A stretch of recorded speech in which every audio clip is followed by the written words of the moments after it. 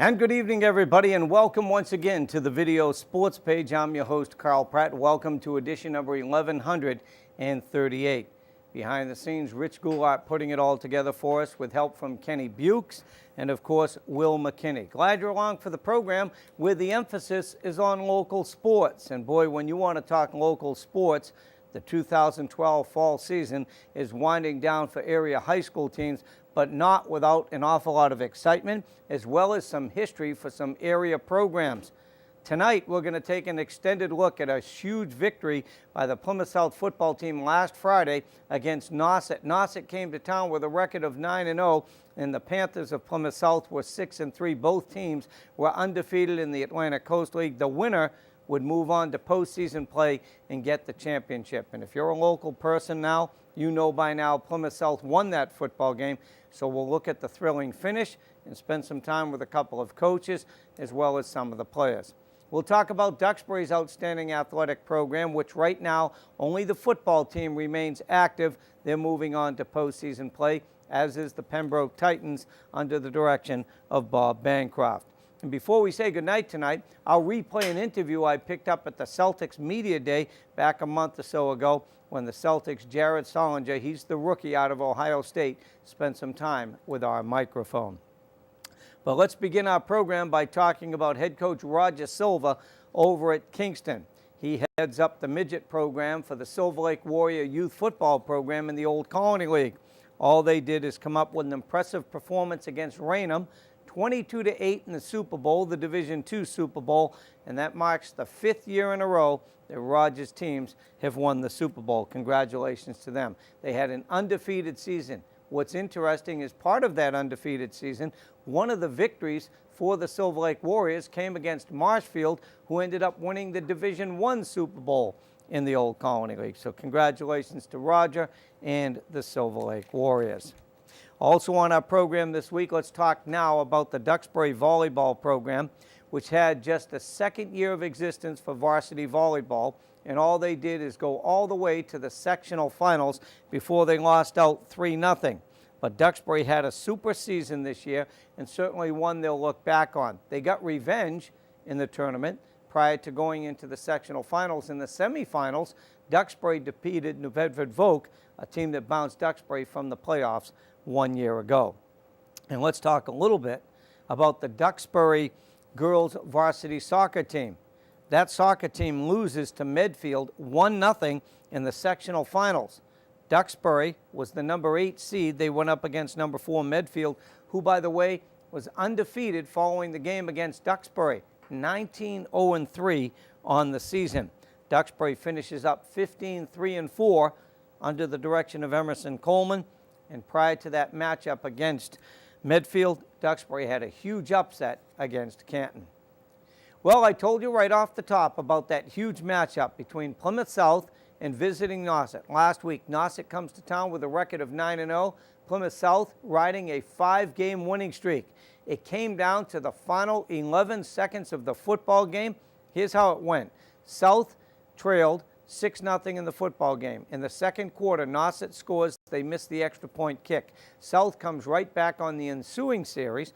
They get a touchdown from Dylan Oxon, his 29th of the season. Then they had their young lady, Katie Bucher, kick the extra point. South is up 7-6. Nothing else happens to the fourth quarter. Nauset puts together a 5-minute and 54-second drive. They take the lead 12-7 with 40 seconds to go in the football game. They kick off to South, a couple of offensive plays, set up a huge 3rd down and 6 from the the 38-yard line. Well, let's go to the videotape. We'll take you through the process. Rich Goulart will push the buttons. And so far, it's been able to work. Well, 10 carries, 34 yards, and 13 of those came on one run. Hey. You know there's a big one coming, though. Yep. Lamb's going to keep it, stays behind, nice blocking, stiff arms the would-be tackle, and picks up the first down. That's a great play right there by number 10, Jason Lamb, because he didn't outrun his blockers, and he used his hand to kind of ward off defenders. That's what you can do on offense. You can use them to face guard and just trying to push your way through. And Now, Jason's an excellent runner, Gain like of I said. 19 And, yards at the of the beginning of the carry. year, he really bumped off some big runs, and 19-yarder there. 19 yards on that carry down to the 25-yard line. 5 minutes and 3 seconds to go as he got pushed out of bounds, stops the clock. And Go ahead. the more Lamb runs the ball, you know something's going to open up for Oxen at some point down the line. Well, they really spread the offense. They've got 2 slot guys and 2 wide receivers, and Lamb just goes right up the middle, Jason zigs Lamb and at the zags his middle. way all the way down inside the 15 to maybe the 14-yard line. He's got his choice The of 14 holes there. gain of Spread the whole field, and you move some of those defenders away from the line of scrimmage and just let Lamb go at it. So far in this drive, 4 carries, 46 yards. Here's his 5th carry. He's Lamb got to on the be up keeper. over 50 yards if they spot it on the 10, which they will. Lamb's doing a good job of spotting the hole and Stop hitting made it by quickly. number And, 44. South looking for the momentum here. Again, they spread the field. at this point, it's a battle of wills here down in the 4. Let's keep our eyes on the quarterback, see if he runs it. Nope, it's Dylan Dylan Oxen in for his Touchdown. Up the middle. 29th touchdown of the season. Number 5. Dylan Oxen blasts Dylan through the line. Oxen. And Dylan Oxen that time took advantage of the slightest of openings into the end zone. That's a 60-yard drive.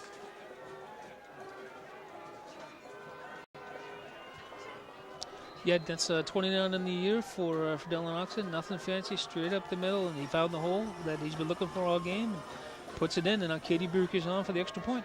Katie Buca kicks it. Is it Katie good? Bucher's kick is Yes, good. it is. Let's pick up the young kicker And right South here for the takes the Panthers, lead, somewhere in that 7-6. crowd. Let's Katie find Bucher her. on the extra point. Katie Bucher, right down here to the left. Yep, John's on top of it. This is a young lady, the first. We made some history with Plymouth South football this year. This young lady kicking extra points, and more importantly, she's been accepted by her teammates. She has, and I talked with her for a story last week. Very nice kid, and the teammates they actually recruited her. They knew they needed a kicker, and they know she has her soccer background, and she can put a good foot in the ball. At any point in your life, it is right now. 44 seconds to go in the football game. Here's the pitch, and it's number 19 getting in the end zone for Nauset, Connor Number Martin. 19, Connor Martin. Touchdown. Connor at Martin Nauset. gets the touchdown for Nauset with 40 seconds to go. Nauset 12, Plymouth South 7. Nauset, Connor Martin hasn't had that many touches tonight, but he had the longest play from Couple big scrimmage ones. and now the biggest play from scrimmage. He did. He followed his linemen. They had some good blocking there, and South wasn't able to get into him. Now they got 40 seconds left to do what they can do. Yep, 62. Zach Altno Zach to attempt the Altno. extra point. On to try the extra point, Zach Altnew. And do we have another timeout? Yes, we do. Nauset calls a timeout. Wow. Well, for Nauset, they needed a touchdown. They needed a score, and a long drive would have been nice, and they got exactly what they needed. 50 yards, took just under 6 minutes off the clock. Yeah, 5:54 to be exact, a 14-play scoring drive. The biggest play in the drive, a 13-yard run by number 7, Colby Frodel. He got that on a 3rd and 8. I don't know. I think that 4th and 1 from the 11, that 1 yard by Kobe, by Martin there was pretty. Martin. Connor Martin was pretty big. Yep. 62, Zach Altnew on to try the conversion kick. He missed his earlier kick in the second quarter. Long count here on the extra point. Good snap. And no, they're going to fake it, and they're going to pass, and they drop the football. The 2-point Wow, looks conversion like they were all is no set up good. to get 2 points on. But then here in the fourth quarter, Nauset with a 6-minute scoring drive took 14 plays. Finally, Connor Martin gets in the end zone on a 3rd and goal from the 2. It's 2nd and goal from the 38. Lamb dropping back. Lamb looks downfield. He's got a receiver there. And did Nauset pick it off? No, they didn't. They Lamb's knocked pass it down. is However, incomplete. number 17 there defensively, Intended for Dylan Frank Oxen. DiStefano. Broken up by DiStefano. Wow. I'll tell you, Lamb showed us a nice strong arm there, but unfortunately, good defense by the Nauset Warriors, more specifically 17 DeStefano coming up big, the junior defender. Yeah, he was right there. Oxen was down there in the General Vicinity Open, and they're using 3 wide receivers to the top of the screen there as we're looking at it, and sending them downfield and just hoping for something good to happen. 3rd down and 6 from the 38-yard line. 17 seconds to go. Maybe they got time for something right over the middle, get close to the 50 or the 40 on the other side, and then send it towards the end zone. Lamb will bark his signals. He's got protection there. They swing it. There's the hooking ladder you call for, and it goes to Dylan Oxen, and he's going to outrace everybody down the sideline. Dylan Oxen with a touchdown. There are no penalty flags. Paul Coffin moved the camera to the right. Paul Coffin, the offensive coordinator, back up near the 40-yard line. Somewhere right now, Kevin Cobbin is smiling. Where is Paul Coffin to the right? There's Paul running into our picture right next to Scott Frey. Dave Walcott called it.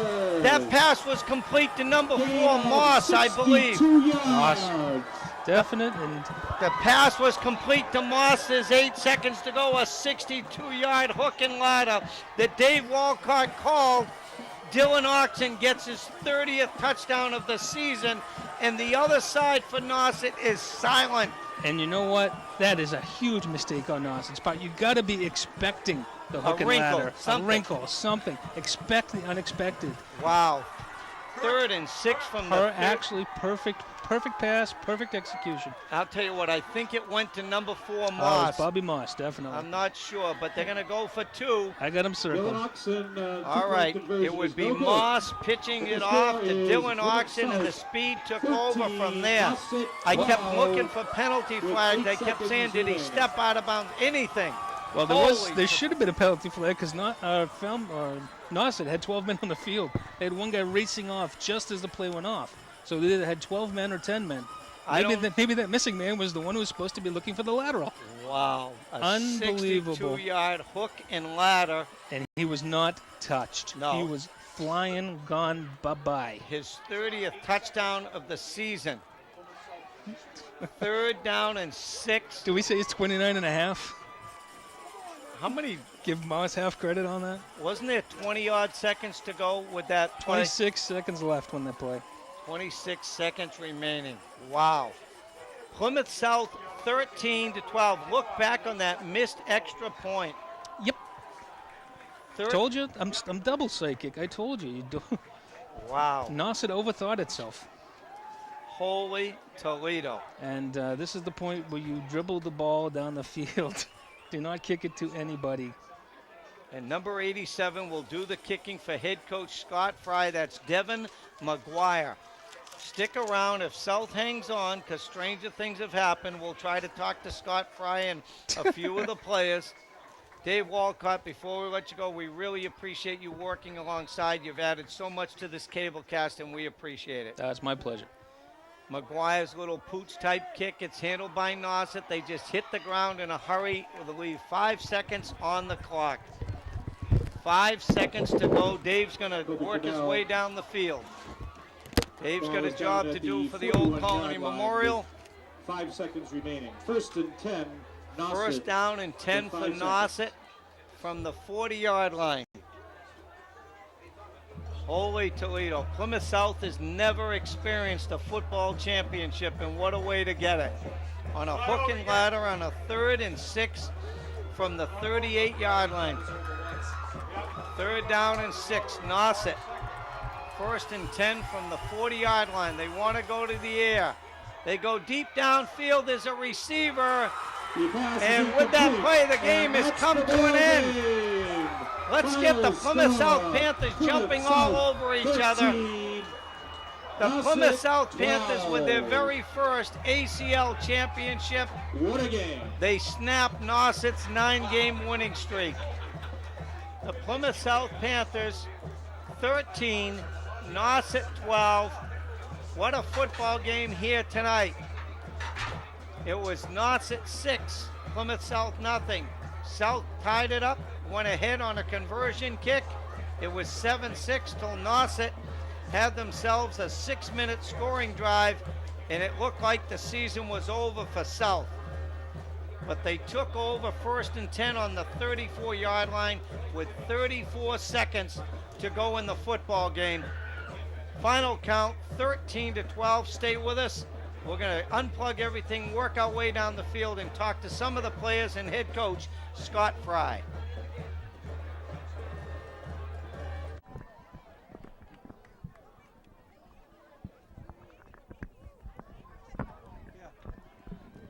Here you go.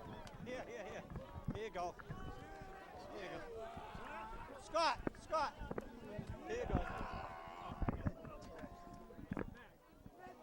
All right, 3, 2, 1.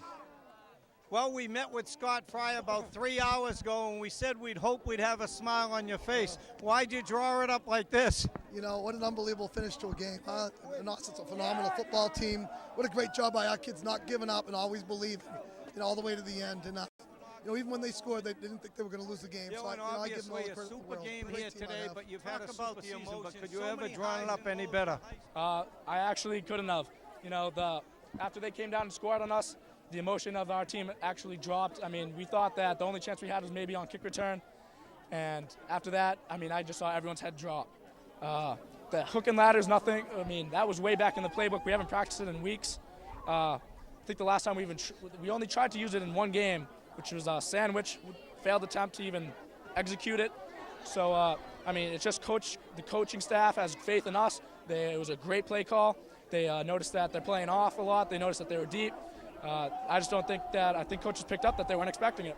But let's talk about Mr. Moss. Obviously, he had a tough time tonight when they threw the ball in his direction, but he made the biggest catch of the night. And not just the catch, there's so much timing in a play like that. Yep. When I came around the corner, I actually didn't think that he was going to catch it. There was a guy right in his face, and he actually caught it, and I'm coming around the corner. That pitch that goes on, it's not an easy thing.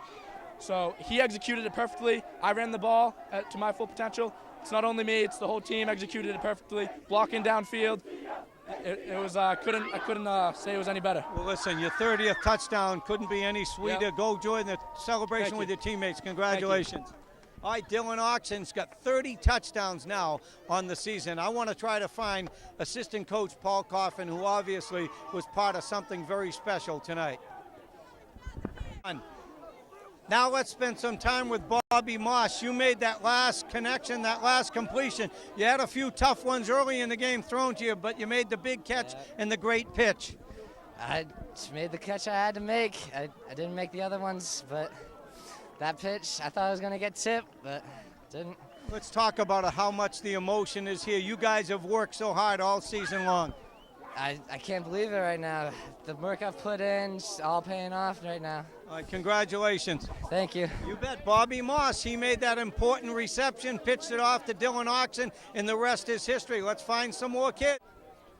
Okay, now I got assistant coach Paul Coffin. Throughout the cable cast, we talked about how many lives he's touched here in the town of Plymouth with a variety of sports. You've been part of so many successful teams. You've been an offensive coordinator, a defensive coordinator. You've been coaching football. You leave North to come to South because you enjoy offense. Scott Frey gave you that luxury. Talk about your final call tonight.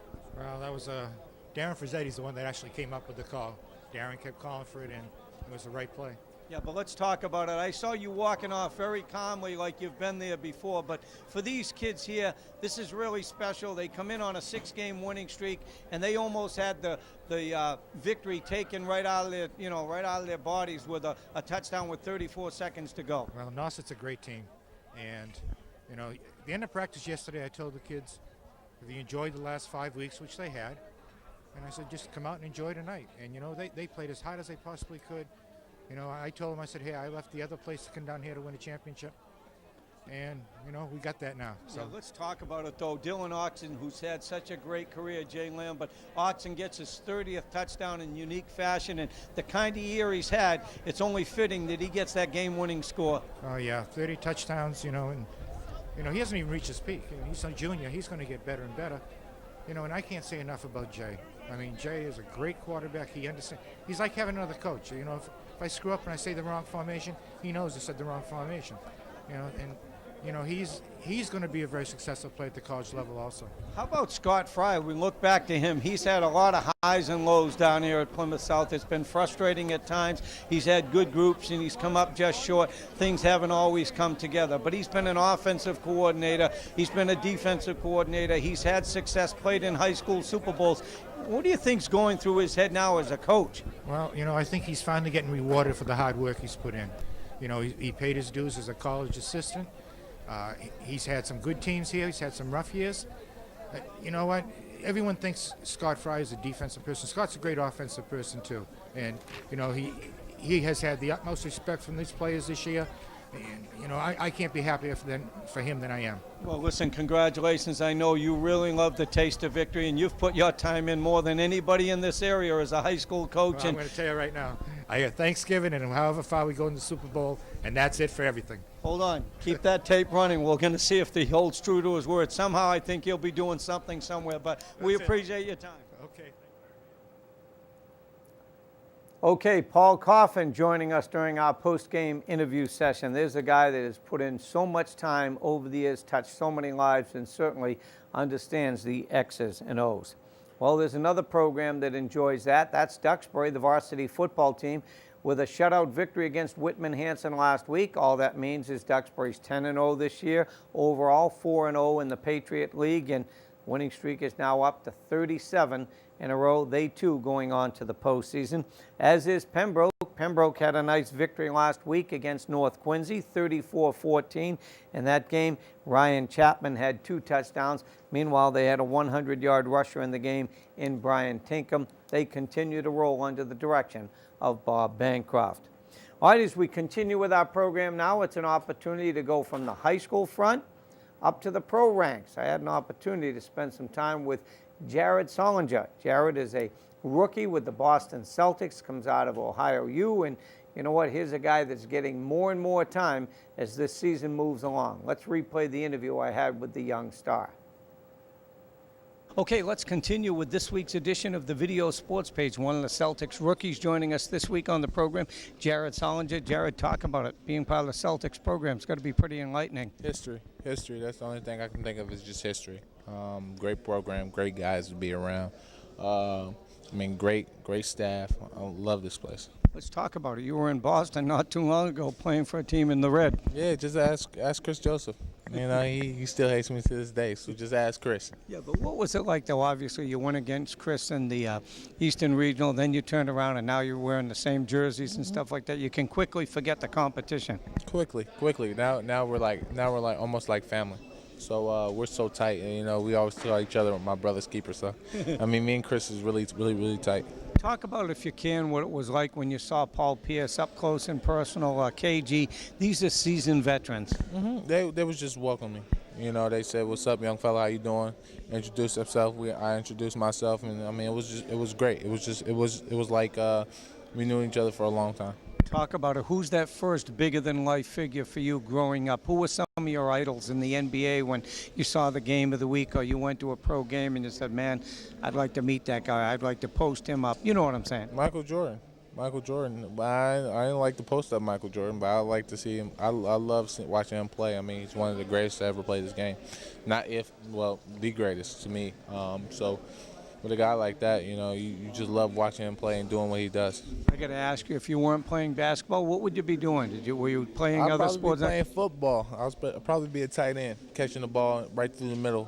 Hopefully Ray Lewis wouldn't hit me or nothing. So, you know, I'm probably tight end. What do you know about this Boston area? You know, you'd want to be a tight end. You know how popular Gronkowski is. You know the people like the Celtics in this town and the Bruins and the Red Sox.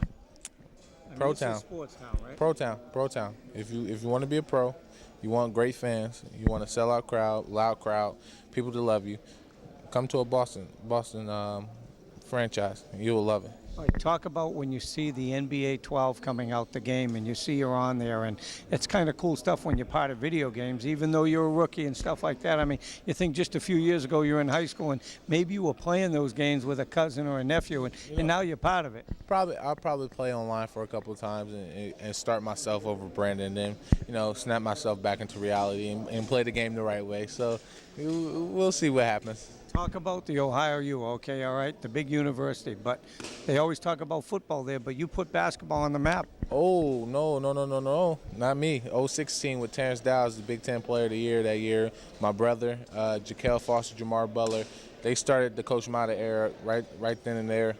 And then the next following year, they went to the Final Four with Greg Oden, Mike Conley, Daquan Cook, Ivan Harris, Ron Lewis.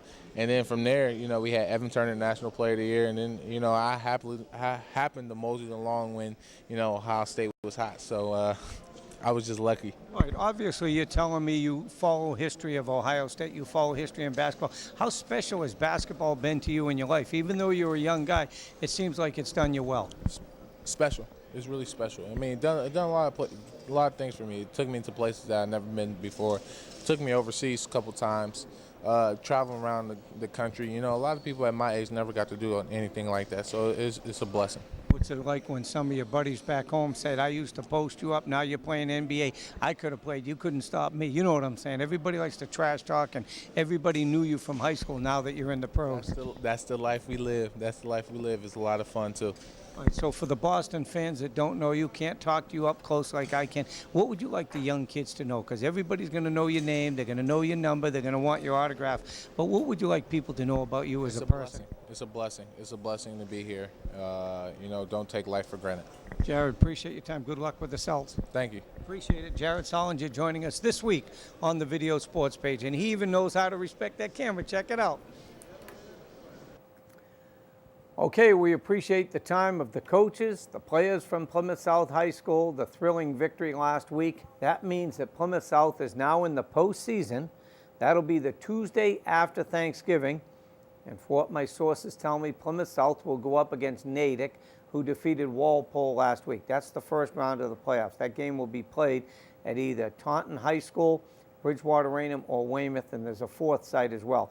They win on that Tuesday, they'll be in the high school Super Bowl at Gillette Stadium the following Saturday. But first things first, they've got to take on Plymouth North High School on Thanksgiving Day.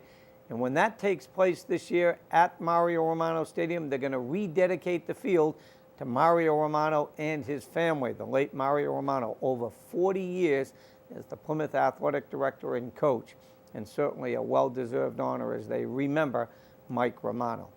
All right, we're just about out of time. We'd like to thank you for yours and invite you back with us once again next week for another edition of our program. So before next week comes up, we want to thank Rich Goulart, Kenny Bukes, and Will McKinney. They helped put this program on the air this week. I've been your host, Carl Pratt. Health and wisdom from the Video Sports page.